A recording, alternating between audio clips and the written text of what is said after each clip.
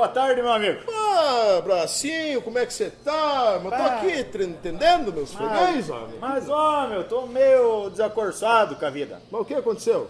Mas, rapaz, olha, eu vou te contar um caso. Outro dia eu fui Mas no... eu não beber alguma coisa, eu acho? Não, me beber uma cerveja. Vamos Beber beber uma cerveja. Vamos beber uma cerveja precisado. aqui. Isso, aqui. Mas me conta, o que aconteceu, meu parceiro? Rapaz, eu vou te contar um caso que foi mais ou menos o seguinte. Um ó. abridorzinho. Barbaridade. Abridor de fundamento. Eu me atraquei numa bailanta outro dia e encontrei uma moça mais ou menos nova, né? Até me emocionei, me entusiasmei. Do sistema que tu gosta? Mas olha, daquele jeito, né, tia?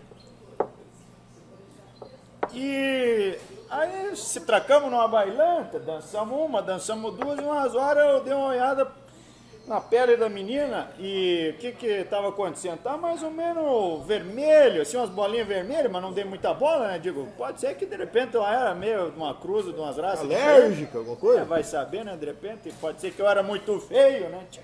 Então, pode ser que eventualmente ia dar algum problema, né? E comecemos a dançar e tal e coisa, e aí eu dei uma puxada Firmou o golpe. Não, firmei na guria, dançava bem, uma barbaridade. Mas era uma vaneira, um chamamé, o que era? Olha, num primeiro momento comecei a dançar lá e tava tocando uma vaneira, mas depois me entusiasmei mesmo, foi na valsa, precisava de um negócio mais firme, né? E tal e coisa. E daí paremos depois de umas 7 ou 8.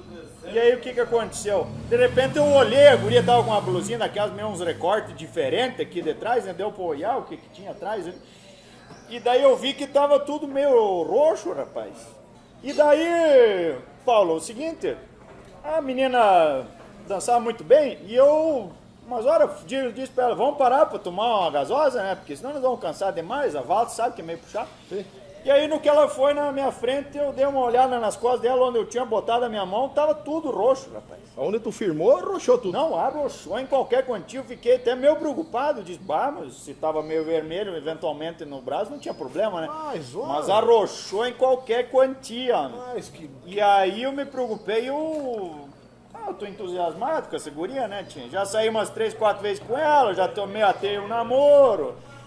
E daí eu vim consultar um amigo, né? Porque afinal de contas eu tô preocupado, quero ajudar essa guria, não sei o que fazer e preciso da tua ajuda. Meu amigo Bracinho, em virtude do que você me relata dessa moça, a primeira coisa que nós precisamos ver é o coagulograma dela. E depois nós precisamos saber quem estava tocando baile. Mas, homem, tia Paulo, eu acompanho direto os vídeos de vocês aí na Hemoclese e eu já sou um camarada meio preparado. Já veio pronto. Olha aqui, ó, já trouxe aqui, já pronto pra ti o coagulograma. Tá aqui o coagulograma. E quem estava tocando baile? E quem tava tocando era os Bertucci, né, tia? Por isso que a valsa era boa. Inclusive, a nossa homenagem, que no dia de hoje da gravação desse vídeo, faleceu o nosso ídolo, Adelar Bertucci. Vai nossa homenagem, inclusive no final do caso, uma música dos Bertucci para todos vocês. Vamos então analisar com a clínica que nós temos dessa moça, agora a paixão da vida do meu amigo, aqui um brinde, né, Bracinho? Aqui, não, vamos encher os copos. Mas até que enfim vou Um brinde. me organizar na vida. E vamos ver o que nós podemos fazer, se nós identificamos a patologia que ela tem, analisando o coagulograma. Vamos lá. Nesse caso, nós temos uma paciente com 19 anos, feminino, que apresenta frequentes queixas de epistaxe e equimose. Então, ela frequentemente tem sangramento nasal. Foi constatado petecas por todo o corpo durante o exame clínico. Os hematomas são frequentes mesmo frente a pequenos traumas. No caso, ele foi dançar com ela e onde ele estava com a mão ali, ficou tudo roxo. Então, é um hematoma importante, um sinal importante. Relata uma hemartrose após traumatismo de joelho aos 12 anos de idade com perda parcial de função do joelho. E foi solicitado um coagulograma. Aqui nós temos uma figura ilustrativa, não é a figura da paciente, do que seria uma hemartrose. A hemartrose é uma hemorragia intraarticular que acomete toda a cavidade articular e, claro, leva à perda da função parcial ou total. Analisando o coagulograma, nós vemos uma normalidade do TAP, um prolongamento do TTP, ambos frente ao controle normal, que é a maneira correta de se fazer no diagnóstico ou possível investigação de coagulopatias. No caso, o TAP é mais interessante que seja analisado em segundos do que da forma do RNI, do que a liberação do RNI. O TTP se mostra prolongado, sempre frente a um controle normal, isso é importante que a gente faça também, tanto o TAP quanto o TTP, a análise frente a um controle normal. Esse controle no curso a gente falou aí que pode ser feito com um pool de plasmas normais, né, com 5 pacientes somente, de acordo com aquele artigo publicado que a gente dispôs aí durante os exames da coagulação. E aqui um fator bastante interessante. O tempo de sangramento, lógico, feito pela metodologia de IVE, forneceu um resultado de 17 minutos e a normalidade de 3 a 7 minutos. E a contagem de plaquetas normais. A avaliação do TTP e do TAP funciona semelhante aos casos anteriores. Como o TAP está normal, nós garantimos que os fatores avaliados pelo TAP estão normais. Quais são eles? O 7, o 10, o 5, o 2, a trombina, o fibrinogênio e o fator 13. O TTP, ele avalia esses mesmos fatores, só que não avalia o 7, ele avalia o 12, a pré-calicreína, os cininogênios de alto peso molecular, o 11, o 9 e o 8. Daí, claro, repetidamente, o 10, o 5, o 2, trombina, fibrinogênio e 13. Como o TAP está normal, nós eliminamos a possibilidade dos fatores de via comum. Ou seja, o nosso problema está aqui. Fator 8, fator 9, fator 11, fator 12, pré-calicreína e cininogênios de alto peso molecular. Em um primeiro momento, nós deixamos de lado pensar em fator 12, pensar em cininogênio, pré-calicreína e fator 11. Por quê? Porque esses são fatores que não participam da coagulação em vivo. Como já comentado durante o curso, são fatores que são avaliados pelo TTP, mas não participam efetivamente da coagulação em vivo para a formação de fibrina. Eles têm outros papéis importantes também, que a gente também já discutiu. Nesse momento a gente pensa em deficiência do 9 e deficiência do fator 8. Só que há uma situação que soma nesse caso clínico. Qual é? O tempo de sangramento. O tempo de sangramento ele avalia plaquetas, ativação plaquetária e agregação plaquetária. Então, quando nós temos um tempo de sangramento prolongado, nós pensamos em deficiência numérica de plaqueta ou deficiência funcional de plaqueta. Por exemplo, a plaqueta não está agregando. Isso pode ser uma deficiência de fator de von Willebrand, fibrinogênio, ou algumas síndromes como o Bernard-Soulier, enfim.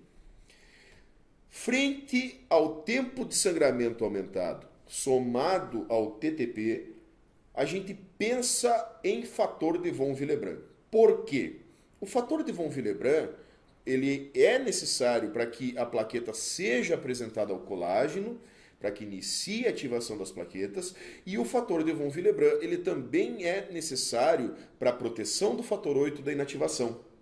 Ele circula complexado com o fator 8. Então, uma deficiência de fator de von Willebrand vai expor o fator 8, e esse fator 8, de certo modo, ele vai ser inativado, porque não vai estar protegido pelo fator de von Willebrand, e também vai prejudicar a ativação plaquetária.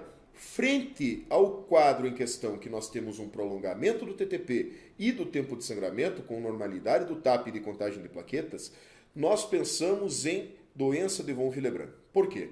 O fator de von Willebrand ele tem ação na hemostasia primária, ao apresentar a plaqueta ao subendotélio para ativação plaquetária, e também tem ação na hemostasia secundária, visto que ele protege o fator 8, ele circula complexado com o fator 8 e o protege da inativação.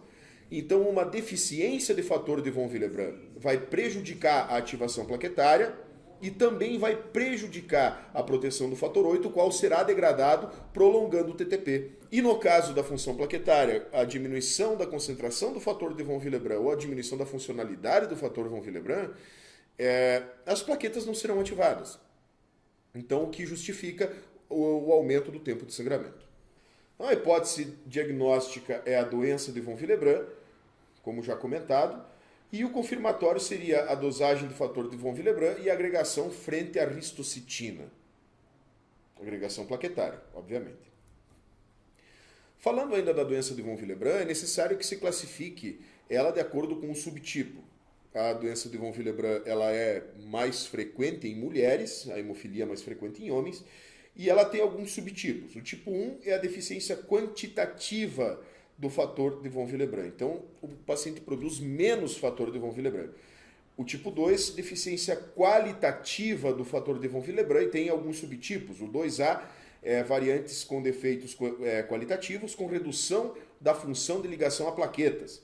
Está associada à ausência dos multímeros de alto peso molecular do fator de von Willebrand. O subtipo 2B são variantes com defeitos qualitativos com maior afinidade pela glicoproteína 1B. O subtipo 2N, variantes com defeitos qualitativos com redução da função de ligação a plaquetas, não associada à ausência dos multímeros de alto peso molecular. E o subtipo 2N, variantes com defeitos qualitativos com redução da afinidade do fator 8 coagulante. E ainda o tipo 3, que é a deficiência quantitativa virtualmente completa do fator de von Willebrand. Nesse subtipo, o paciente não produz nada de fator de von Willebrand.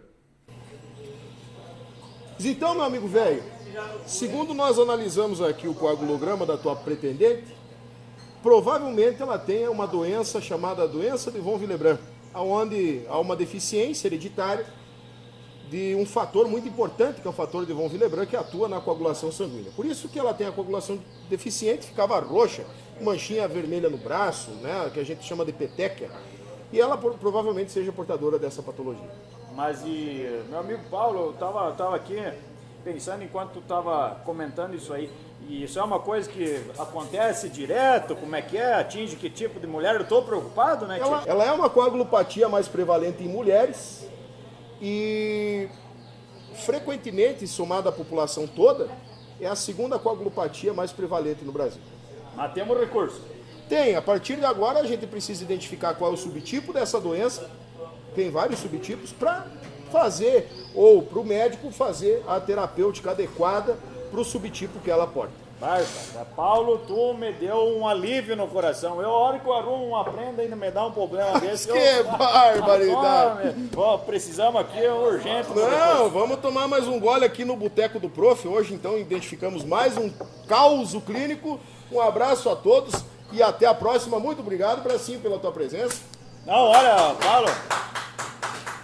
Ô, pessoal da bodega aqui também, inclusive. Agora, uma coisa, eu não sei se é tão feliz porque arrumou o caos da minha mulher ou porque não arrumou. Domingo, segunda, terça, quarta, quinta, sexta-feira, qualquer dia da semana, pra farra sou companheiro, me chama de largo.